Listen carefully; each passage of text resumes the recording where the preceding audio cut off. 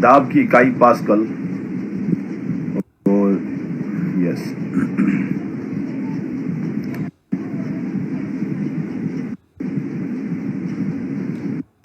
मनुष्य के द्वारा लगाया गया प्रेशर जो है, दाब जो है, वो उसकी इकाई जो है पास्कल आएगी। तो जैसे हम हवा में खड़े हो जाते हैं तो हवा भी हमें, जो तेज हवा चली हुई हो तो हवा भी हमें पीछे धकेलती है। तो पूछा गया वायु दाब की इकाई, तो बार आएगा। वायु दाब की इकाई तो बार। हवा में भी प्रेशर होता है, तो वायु दाब की इकाई बार है। दाब की इकाई पास्कल, वायु दाब की इकाई बार।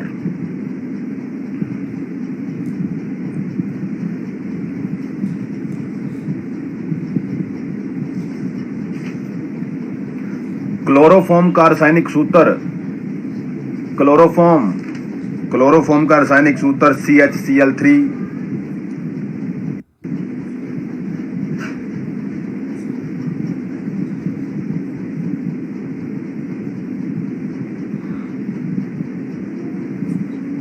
क्लोरोफॉर्म का रासायनिक सूत्र CHCl3।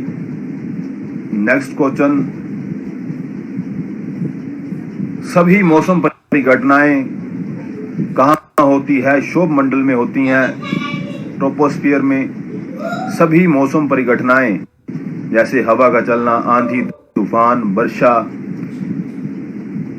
ये सभी मौसम संबंधी जितनी भी परिघटनाएं होती हैं, ये कहाँ होती है? क्षोभ मंडल में, जहाँ पे हम रहते हैं। यस, क्षोभ मंडल।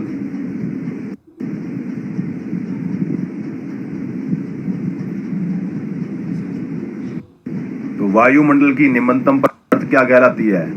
तो जैसे पृथ्वी की परतें हैं, वैसे ही हमारे वायुमंडल की भी परतें हैं। कितनी परतें हैं वायुमंडल की? 5। पृथ्वी की 3 परतें हैं, वायुमंडल की 5 परतें हैं। तो वायुमंडल की निम्नतम परत कौन सी है? क्षोभ मंडल।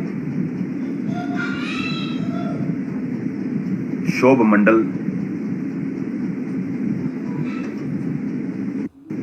तो क्षोभ मंडल जो है, जहां पे हम रहते हैं, इसको क्षोभ मंडल कहा जाता है, ट्रोपोस्फियर कहा जाता है। इसकी धरती से लेके आसमान तक ऊंचाई 18 किलोमीटर है। तो क्षोभ मंडल की ऊंचाई कितनी है? 18 किलोमीटर। 18 किलोमीटर तक ऊंचा है ये। तो ये पहला मंडल हो गया। दूसरा मंडल है समताप मंडल।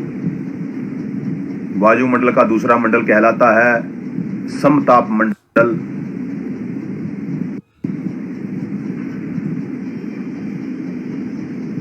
दूसरा मंडल कहलाता है समताप मंडल।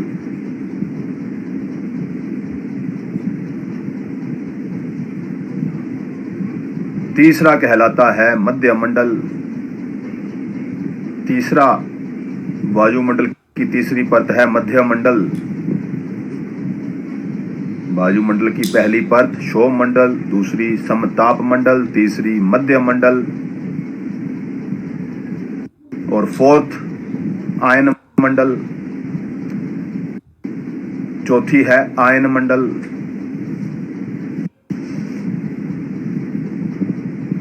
चौथी आयन मंडल। और पांचवी बाहरतम मंडल, जिसे एक्सोस्फीयर कहते हैं। पांचवी है बाहरतम मंडल।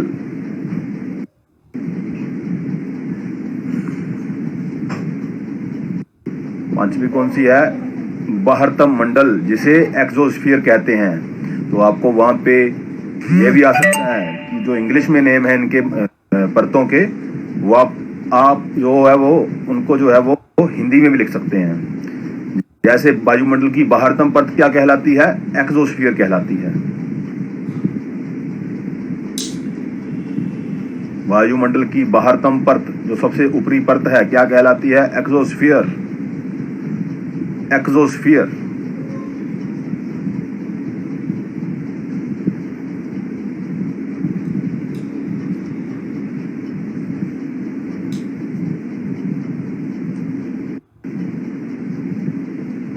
यस। नेक्स्ट क्वेश्चन, ओजोन परत किस मंडल में पाई जाती है? समताप मंडल में। ओजोन परत, जो ओजोन लेयर है हमारी, ओजोन परत जो है हमारी, जो हमारी रक्षा करती है, मनुष्य की रक्षा करती है सूर्य की पराबैंगनी किरणों से, वो किस मंडल में पाई जाती है? समताप मंडल में। यस, समताप मंडल में पाई जाती है। तो ओजोन परत मनुष्य की रक्षा किससे करती है? सूर्य की पराबैंगनी किरणों से। सूर्य की पराबैंगनी किरणों से मनुष्य की रक्षा करती है।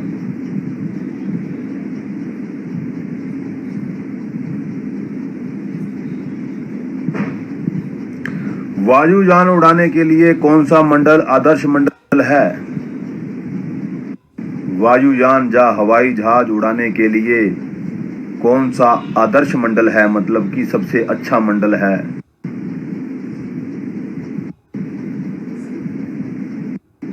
तो पांचों परतों में से वायु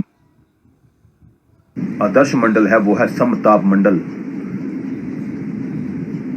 यह समताप मंडल जो है, नोट भारतम मंडल।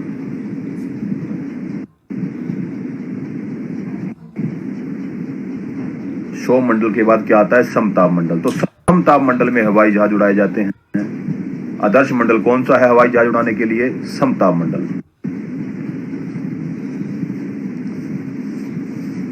रॉकेट, सैटेलाइट जो हैं वो भारतम मंडल में जाते हैं। सैटेलाइट जो है, उपग्रह जो हैं, जैसे छोड़े जाते हैं वो भारतम मंडल, एक्सोस्फीयर में होते हैं। हेलीकॉप्टर शो मंडल में, क्योंकि हेलीकॉप्टर हमें दिखाई देता है उड़ता हुआ, तो हेलीकॉप्टर जो उड़ता है वो शो मंडल में उड़ता है।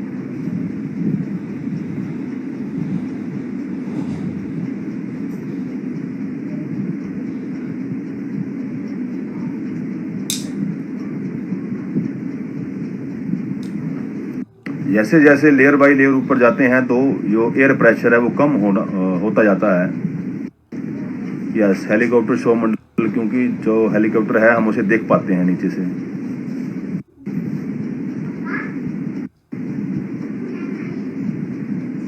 और लड़ाकू विमान जैसे हो गए वो भी शो मंडल में ही उड़ते हैं। जो पैसेंजर वाला है वो उड़ता है समताप मंडल में।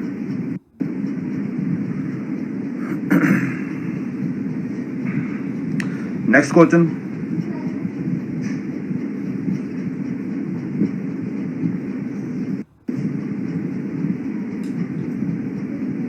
त्वचा का अध्ययन क्या कहलाता है? डर्मेटोलॉजी। त्वचा का अध्ययन कहलाता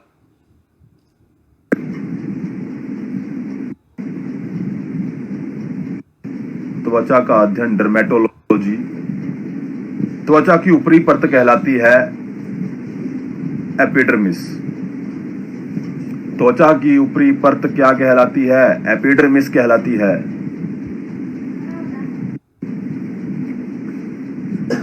त्वचा की ऊपरी परत एपिडर्मिस कहलाती है। यस, मानव त्वचा का रंग किससे बनता है? मेलामाइन से, सॉरी मेलामाइन नहीं, मेलानिन से। मानव त्वचा का रंग बनता है मेलानिन से। मेलानिन, मानव त्वचा का रंग बनता है, मेलामाइन नहीं आएगा, सॉरी मैंने गलत बोला, मेलानिन। मेलानिन के कारण जो है मानव त्वचा का रंग बनता है। Yes, Mohit Sharma Garg, right answer. Melanin के कारण जो है मानव त्वचा का रंग बनता है। त्वचा की ऊपरी परत एपिडर्मिस कहलाती है। मानव शरीर का सबसे बड़ा अंग त्वचा है। शरीर का सबसे बड़ा अंग, biggest organ in human body, skin. तो मनुष्य के शरीर का सबसे बड़ा अंग जो है वो त्वचा है। अंग होता है ऑर्गन, ग्रंथि होती है ग्लैंड। शरीर की सबसे बड़ी ग्रंथि यकृत।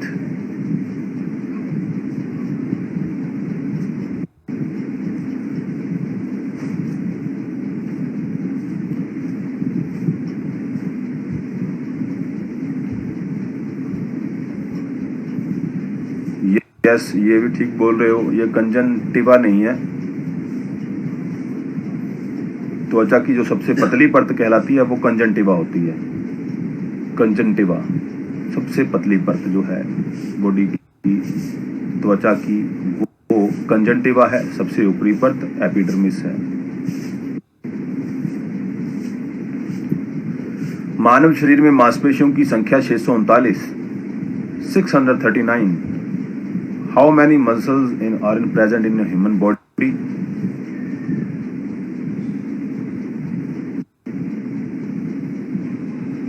मानव शरीर में मांसपेशियों की संख्या, कितने मसल होते हैं बॉडी में? 639, 639।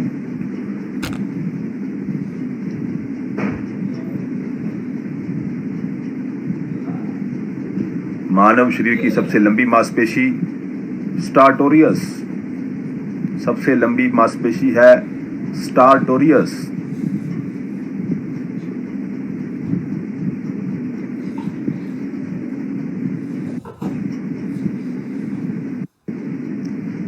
स्टार्टोरियस जो है, जो हमारी थाइस की जो फ्रंट आउटर, एक इनर होता है मसल, एक आउटर होता है। जो आउटर मसल है हमारा थाई का, उसे स्टार्टोरियस कहा जाता है। शरीर की सबसे छोटी मांसपेशी स्टेपीडियस, शरीर की सबसे छोटी मांसपेशी है स्टेपीडियस।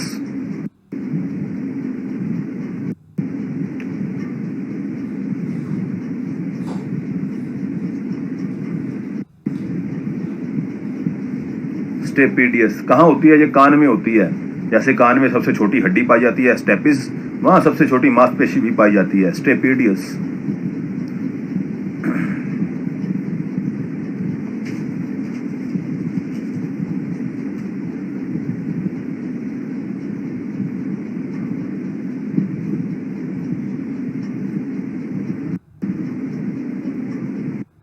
वयस्क मनुष्य में हड्डियों की संख्या, कितनी हड्डियां होती हैं? 206, 206। वयस्क मनुष्य में हड्डियों की संख्या 206 और नवजात शिशु में हड्डियों की संख्या, यस, ग्लूट्स जो है वो सबसे बड़ी है। बिगेस्ट जो मसल्स है बॉडी का वो ग्लूट्स है।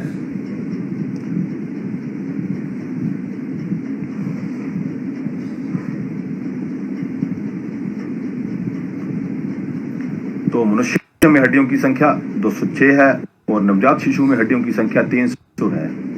हड्डियों का मुख्य घटक, हड्डियों का मुख्य घटक कैल्शियम है। हड्डियों का मुख्य घटक कैल्शियम, हड्डियों का मुख्य घटक कैल्शियम।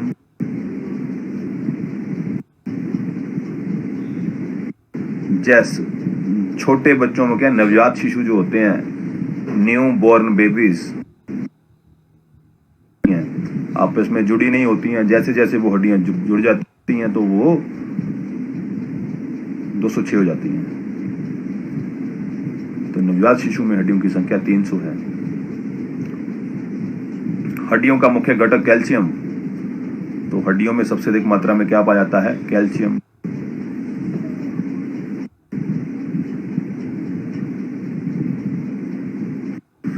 हड्डियों और पेशियों को आपस में कौन जोड़ता है? टेंडन। हड्डियों और पेशियों को आपस में कौन जोड़ता है? जो हमारे मसल्स होते हैं वो चिपके होते हैं हड्डियों के साथ, उनको उसके साथ कौन जोड़ता है? टेंडन। हड्डियों को पेशियों के साथ या मांसपेशियों के साथ कौन जोड़ता है? टेंडन। हड्डियों का अध्ययन osteology, the study of bones. हड्डियों का अध्ययन ऑस्टियोलॉजी।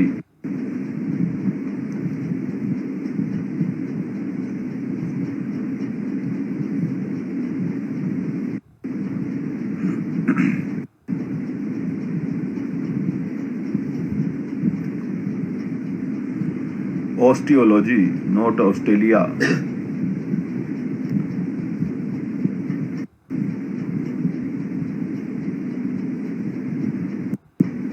ऑटोलॉजी नहीं भाई, ऑटोलॉजी नहीं, ऑस्टियोलॉजी।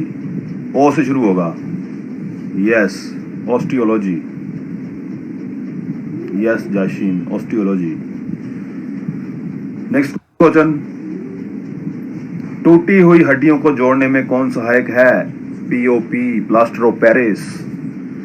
टूटी हुई हड्डियों को जोड़ने में सहायक है POP, plaster of Paris.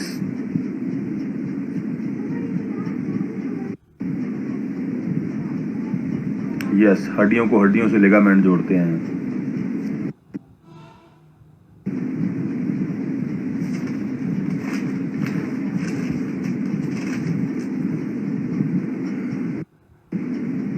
POP इसे कहते हैं, प्लास्टर ऑफ पेरिस। जो दीवारों पे, हमारी छतों पे लगाया जाता है प्लास्टर ऑफ पेरिस, जिसे पीओपी कहते हैं, उसके द्वारा ही हड्डियां जोड़ी जाती हैं।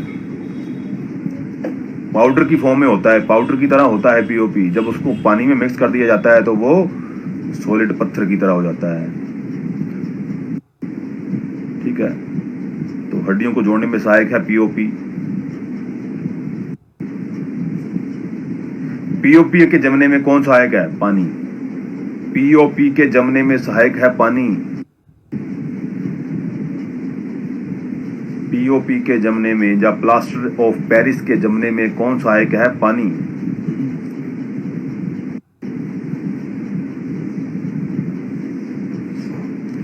पीओपी का सूत्र, प्लास्टर ऑफ पेरिस का सूत्र CaSO4.12H2O।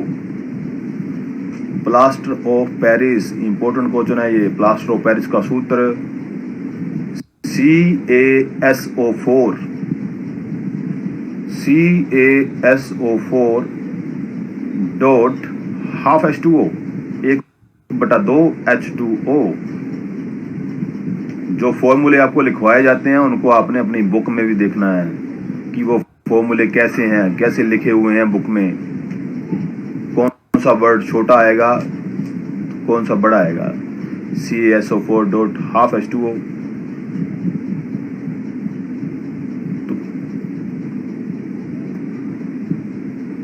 तो प्लास्टर ऑफ पेरिस किससे प्राप्त होता है? जिप्सम से। जिप्सम से प्राप्त किया जाता है।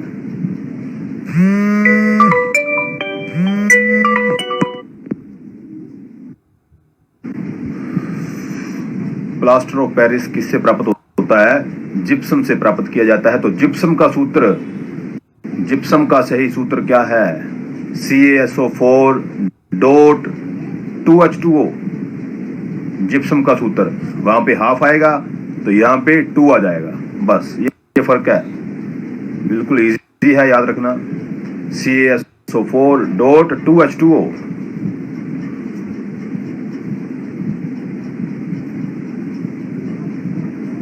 CaSO4.2H2O।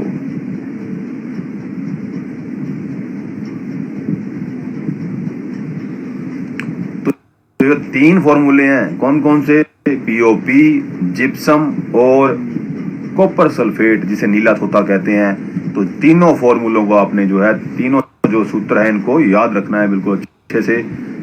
तो पीओपी में क्या आएगा? 1/2 आएगा। CaSO4.12H2O और जिप्सम में 2H2O आ जाएगा। ठीक है, तो उसके बाद कॉपर सल्फेट, जो नीला थोथा, नीला थोथा का सूत्र क्या है? Cu, यहाँ पे U आ जाएगा। CuSO4 यहाँ पे आ जाएगा। नीला थोथा जिसे बोलते हैं कॉपर सल्फेट, इसको भी याद रखना है। इसका रासायनिक नाम क्या है? तो नीले थोथे का रासायनिक नाम कॉपर सल्फेट है। ये भी क्वेश्चन आ सकता है आपको, नीले थोथे का रासायनिक नाम कॉपर सल्फेट। तो formula CuSO4.5H2O। CuSO4.5H2O।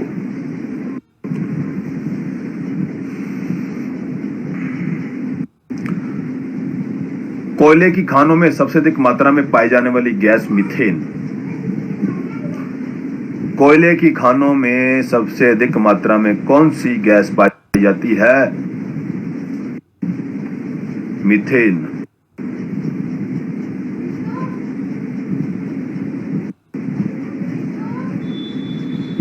Yes, methane gas पाई जाती है कोयले की खानों में सबसे अधिक। खानों में परस्पर धमाके क्यों होते हैं? में आती है तो खानों में धमाके होते हैं। तो खानों में धमाके किस कारण होते हैं? हवा के साथ मीथेन मिलने पर।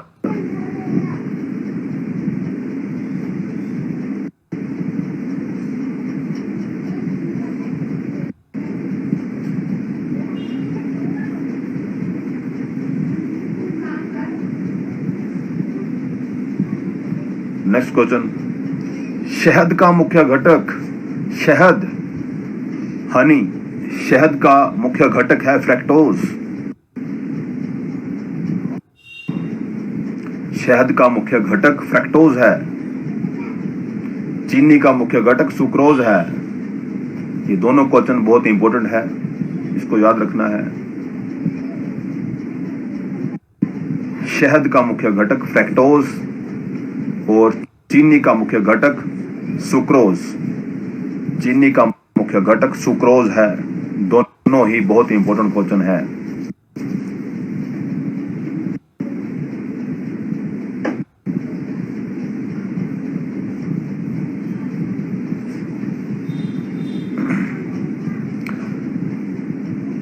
पृथ्वी पर पानी की मात्रा है 71%।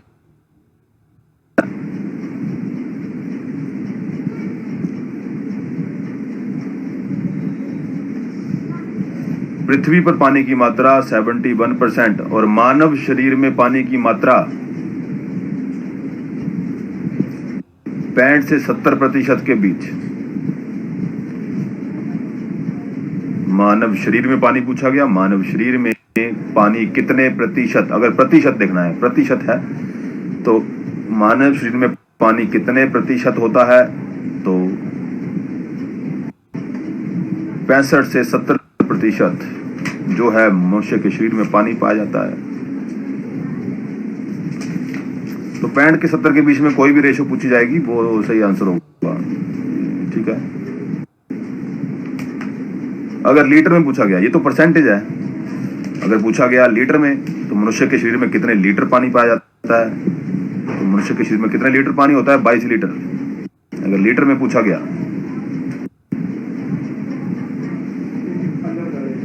अगर पूछा गया लीटर में, अगर परसेंटेज में पूछा गया तो 65 से 70% पानी होता है बॉडी में।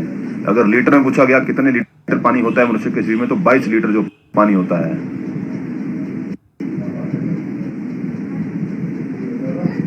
22 लीटर। अगर अमीनो अम्ल, तो ये भी याद रखना साथ में, मनुष्य के शरीर में अमीनो अम्ल की मात्रा कितने, अमीनो अम्ल कितने पाए जाते हैं? 22। मनुष्य के शरीर में अमीनो अम्ल की संख्या 22। तो अमीनो एसिड्स कितने होते हैं? 20 से 22।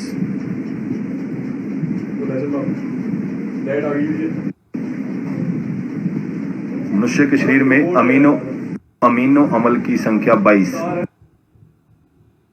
आपने क्या करना है?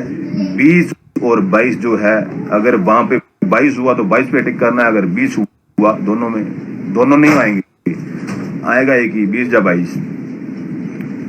अमीनो अम्ल की संख्या 22। अगर 22 नहीं होगा तो 20 पक्का होगा।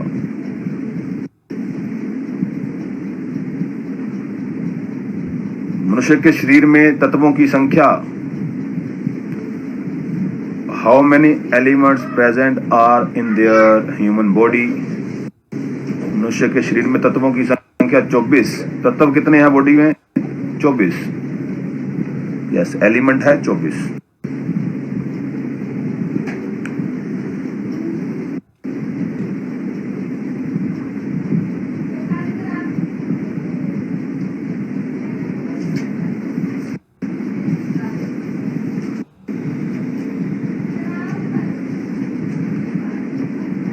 किस नियम के तहत गहरा जल शांत बहता है? किस नियम के तहत गहरा पानी शांत बहता है? बर्नौली प्रमेय। किस नियम के तहत गहरा पानी शांत बहता है? बर्नौली प्रमेय के अनुसार गहरा पानी शांत पानी बहता है। पानी शांत बहता है किस नियम के तहत? बर्नौली प्रमेय के तहत गहरा पानी शांत बहता है, गहरा जल शांत बहता है।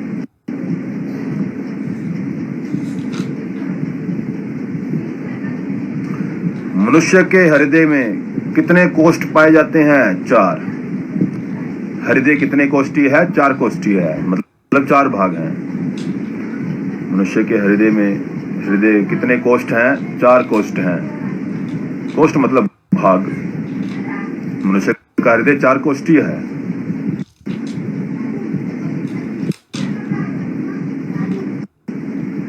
यस।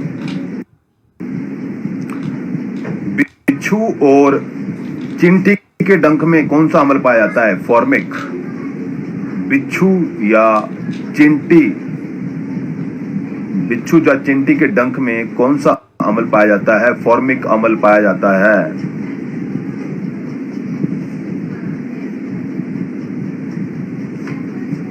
पानी पर तैरने वाली धातु लिथियम है। पानी पर तैरने वाली धातु लिथियम है, क्योंकि यह सबसे हल्की धातु है। तो लिथियम जो है पानी पर तैरती है।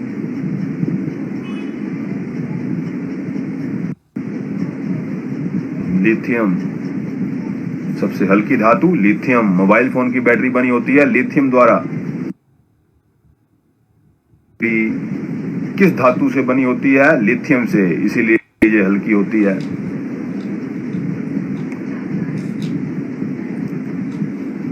Yes, lithium. कंप्यूटर की चिप किसकी बनी होती है? सिलिकॉन। कंप्यूटर की चिप बनी होती है सिलिकॉन से।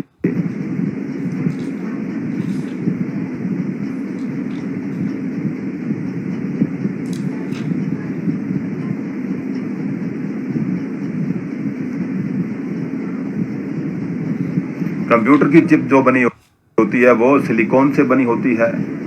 इंपॉर्टेंट क्वेश्चन है ये। किस विटामिन में धातु पाई जाती है? विटामिन B12 में धातु होता है।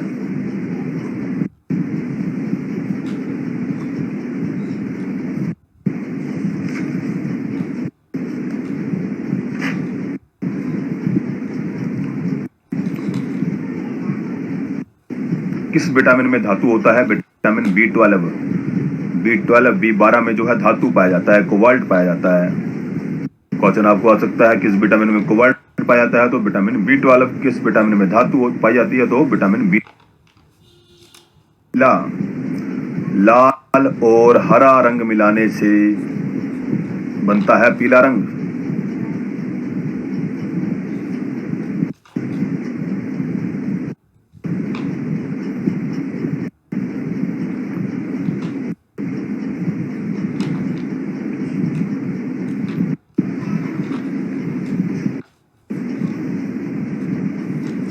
बड़े अच्छे संस्कार हैं भाई तेरे माँ बाप के दिए हुए हैं। सामने होता तो हंस के दिखाता तू।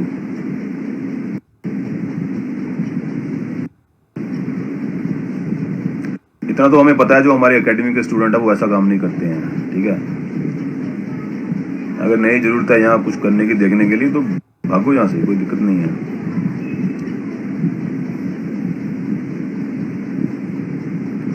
तो लाल और हरा रंग मिलने से कौन सा रंग बनता है? पीला रंग बनता है। Next question. भूतल की ऊंचाई मापने का यंत्र अल्टोमीटर।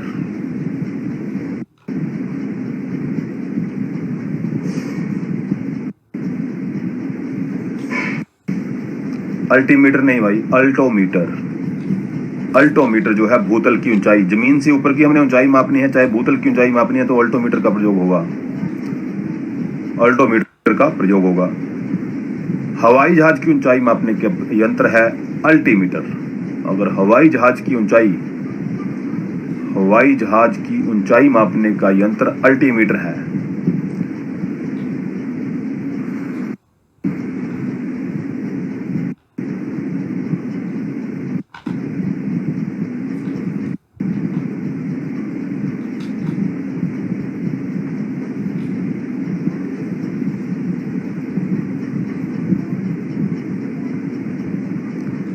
भूतल की ऊंचाई मापने का यंत्र अल्टोमीटर।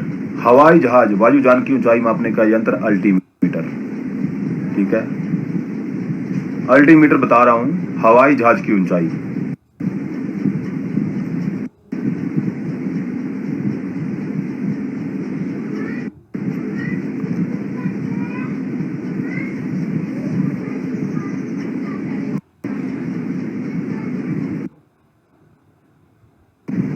फैदोमीटर जो है वो समुद्र की गहराई मापने के लिए प्रयोग होता है। फैदोमीटर, नोट फैदोमीटर, फैदो।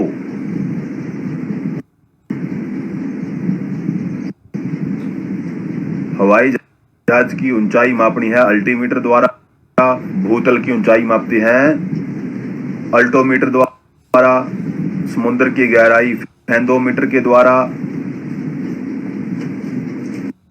अपेक्षित आर्द्रता मापने का यंत्र हाइग्रोमीटर है। अपेक्षित आर्द्रता मापने का यंत्र हाइग्रोमीटर, हाइग्रोमीटर जो है अपेक्षित आर्द्रता मापने का यंत्र है।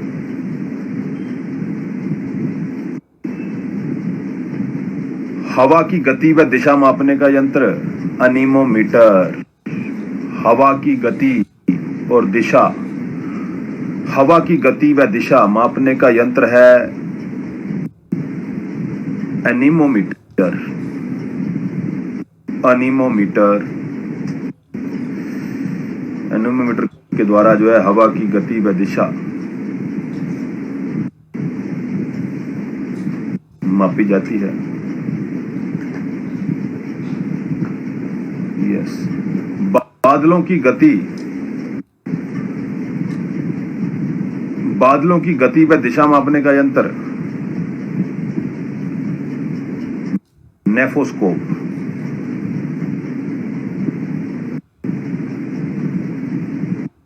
बादलों की गति व दिशा मापने का यंत्र नेफोस्कोप है।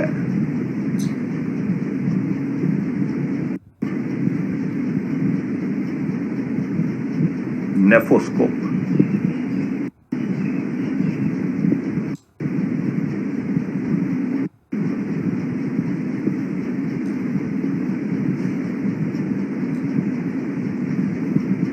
नेफोस्कोप है। नेक्स्ट क्वेश्चन,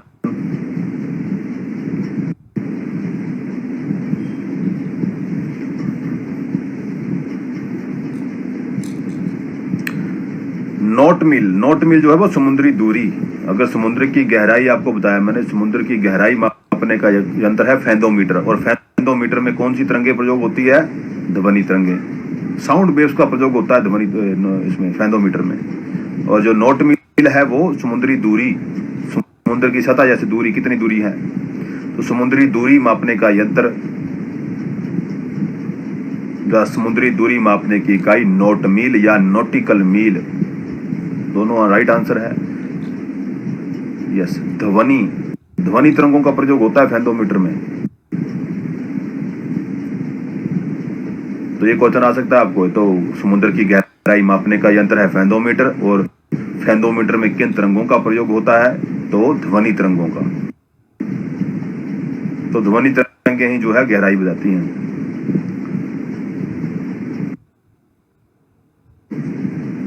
समुद्र के भीतर छुपी वस्तुओं को ढूंढने का यंत्र, समुद्र के भीतर छुपी वस्तुओं को ढूंढने का यंत्र है सोनार। सोनार। सोनार में किन तरंगों का प्रयोग होता है? पराश्रव्य तरंगों का। सोनार में किन तरंगों का प्रयोग? पराश्रव्य तरंगों का प्रयोग होता है।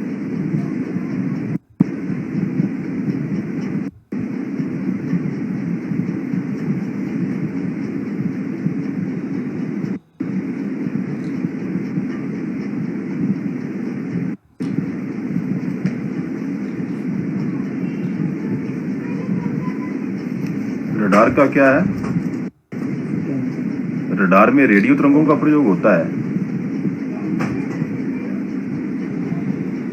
रडार में रेडियो तरंगों का प्रयोग होता है, रेडियो वेव्स।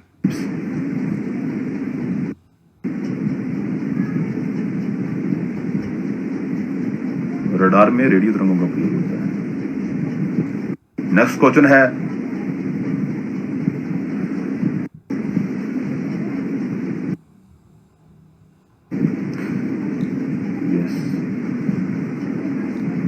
नेक्स्ट क्वेश्चन, किसी जगह का ग्रीनविच समय या देशांतर ज्ञात करने का मीटर।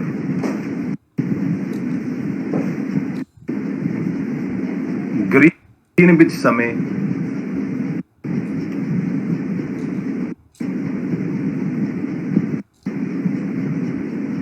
ग्रीनविच समय किसी जगह का ग्रीनविच समय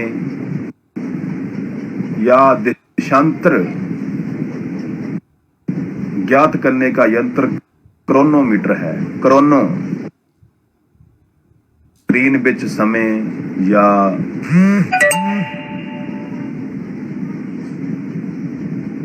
देशांतर ज्ञात करने का यंत्र क्रोनोमीटर है।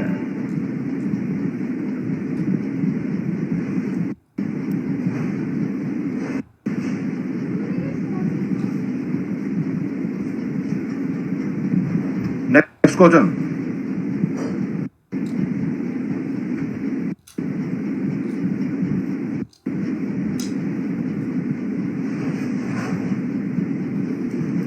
ग्रीनविच समय। ग्रीनविच समय किसी जगह का ग्रीनविच समय या देशांतर ज्ञात करना हो तो किस यंत्र का प्रयोग होगा, किस मीटर का प्रयोग होगा? क्रोनोमीटर।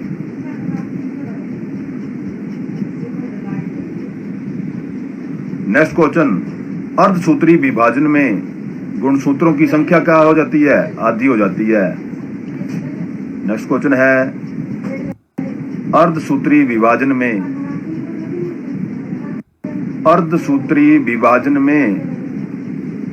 गुणसूत्रों की संख्या क्या होती है? आधी हो जाती है।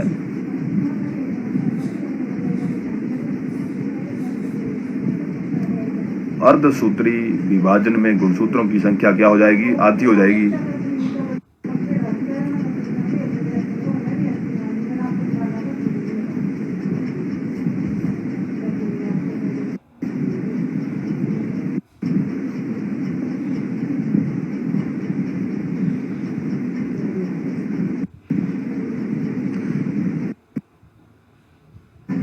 किसी द्रव्य का क्वथनांक क्या होगा? वैसे जो भी लिक्विड चीजें जितनी भी हैं उनमें अगर हम कोई भी अशुद्ध चीजें डाल दें तो उसका क्वथनांक क्या होगा? बढ़ेगा, बढ़ता है। अशुद्धि मिलाने पर द्रव्य का क्वथनांक क्या होगा? बढ़ेगा। अशुद्धि मिलाने पर द्रव्य का क्वथनांक क्या होगा? बढ़ जाएगा।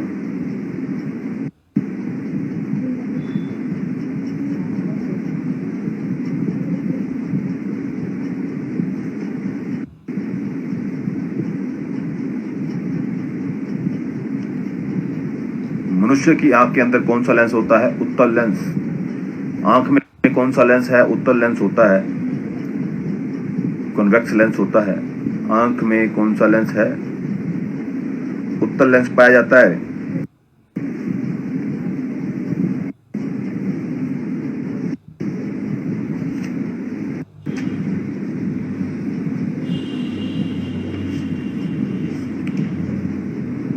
नेत्रदान में आंख का कौन सा भागदान किया जाता है? नेत्रदान में जब आईज डोनेट करते हैं तो नेत्रदान में आंख का कौन सा भागदान होता है? कॉर्निया। नेत्रदान में आंख का कौन सा भागदान किया जाता है? कॉर्निया।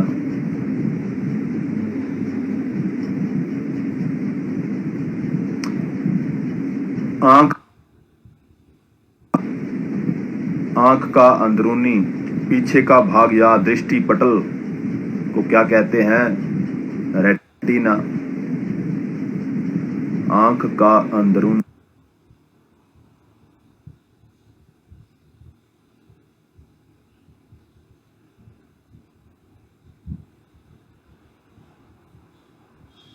बिंब मानव आंख पर कहां बनता है? रेटिना पर। जैसे हम किसी चीज को देखते हैं, जो चित्र बनता है हमारे रेटिना पर बनता है। नेक्स्ट क्वेश्चन है, किसी वस्तु का चित्र या किसी वस्तु का प्रतिबिंब मानव आंख पर कहां बनता है? रेटिना पर। रेटिना पर बनता है।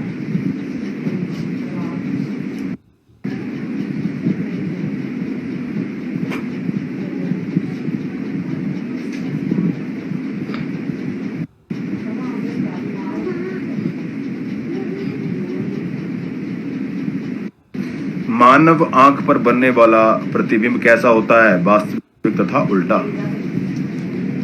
मानव आंख पर बनने वाला प्रतिबिंब कैसा होता है, वास्तविक तथा उल्टा।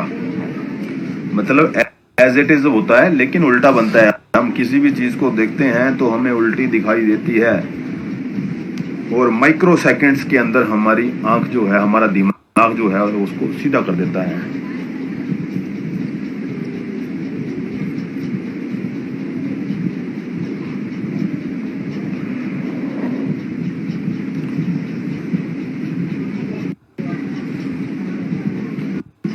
वास्तविक तथा उल्टा।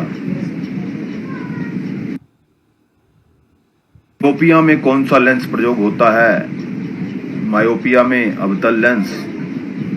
मायोपिया में कौन सा लेंस प्रयोग होगा, अवतल लेंस, कॉनकेव लेंस।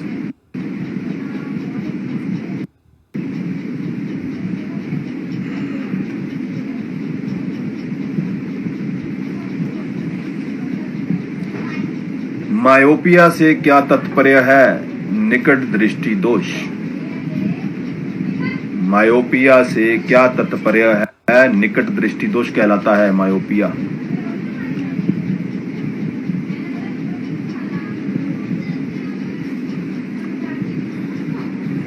मायोपिया से क्या तात्पर्य है, निकट दृष्टि दोष।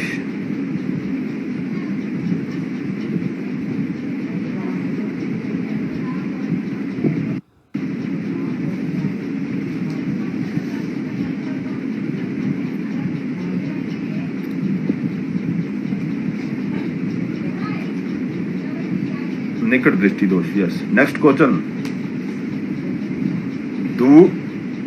हाइपरमेट्रोपिया में कौन सा लेंस प्रयोग होगा, उत्तल लेंस। हाइपरमेट्रोपिया में कौन सा लेंस प्रयोग होता है, उत्तल लेंस, कॉन्वेक्स लेंस प्रयोग होता है। हाइपरमेट्रोपिया में कौन सा लेंस प्रयोग होगा, उत्तल लेंस प्रयोग होगा।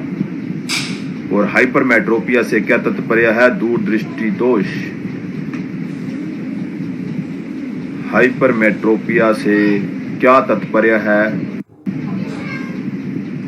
दूरदृष्टि दोष।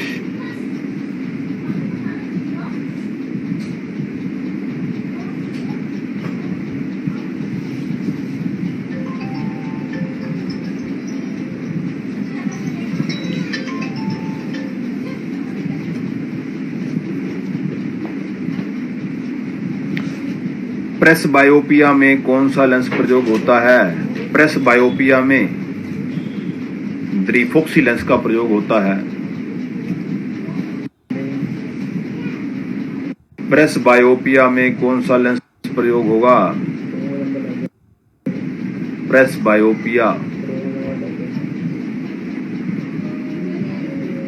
द्विफोक्सी, मतलब बायोफोकल जैसे।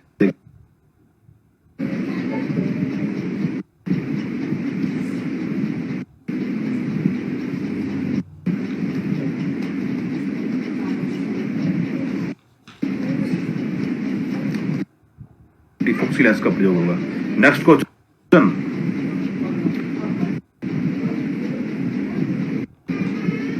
जरा दृष्टि दोष से क्या तात्पर्य है, सॉरी प्रेस बायोपिया से क्या तात्पर्य है, जरा दृष्टि दोष रोग। प्रेस बायोपिया से क्या तात्पर्य है, जरा दृष्टि दोष रोग कहलाता है प्रेस बायोपिया।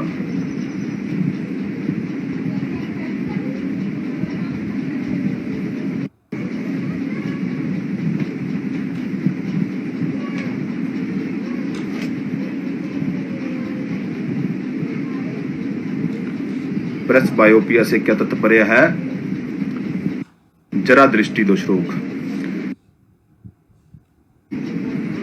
नेक्स्ट क्वेश्चन है, लाल रक्त कणिकाओं का जीवन काल 120 दिन है। लाल रक्त कणिकाओं का जीवन काल, life span of RBC red blood cell, लाल रक्त कणिकाओं का जीवन काल 120 दिन। श्वेत रक्त कणिकाओं का जीवन काल या वाइट ब्लड सेल का जीवन काल 2 से 5 दिन।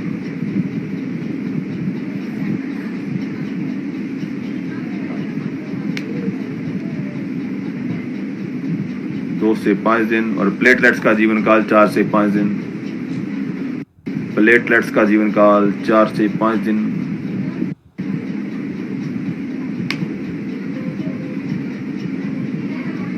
तो 4 से 5 या 3 से 4 या ऐसा है इसका 2 से 5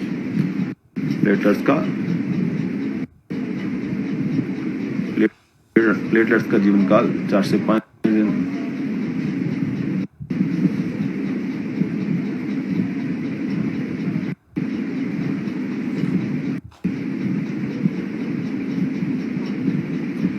श्वेत रक्त कणिकाओं का मानव शरीर में क्या कार्य है? संक्रमण से मुकाबला करना, हमें बीमारियों से बचाते हैं। ये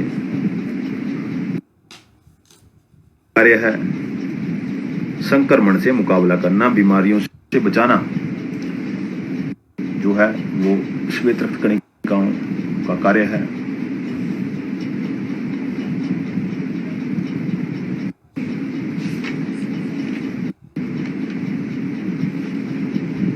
अमोनियम क्लोराइड